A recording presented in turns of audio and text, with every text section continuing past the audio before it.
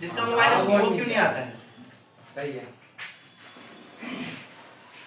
किसी भी संख्या के पावर n के अंत में 0 लाने के लिए क्या करना होता है?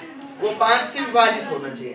जैसे 20 का पावर 2 4, तो 20 5 से डिविजिबल है ना, यहाँ अंत में 0 आया ना।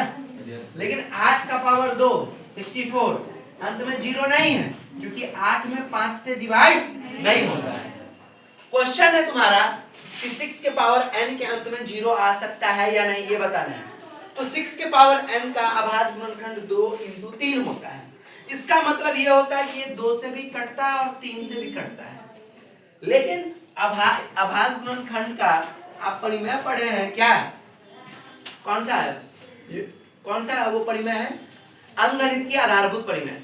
अंकगणित की आधारभूत परिमेय में आपने पढ़ा है कि किसी भी भाज्य संख्या का अभाज्य गुणनखंड जो होता है वो यूनिक होता है। 2 और 3 के अलावा दूसरा होगा ही नहीं इसका। सिर्फ इसको 3 और 2 2 3 ऑर्डर चेंज करके लिख सकते हैं। वो कहाँ पढ़े थे हम लोग? अंकगणित की आधारभूत परिमेय में, फंडामेंटल थ्योरम ऑफ अर्थमेटिक। तो यहाँ पे 6 के पावर n के अंत में 0 आता है। 6 के पावर n के अंत में 0 आता यदि यह 5 से विभाजित होता है।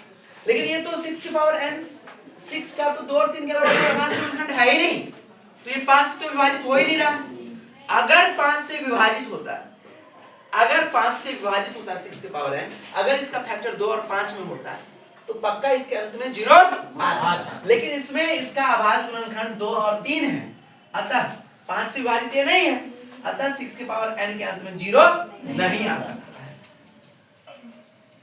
स्टॉप कर दो।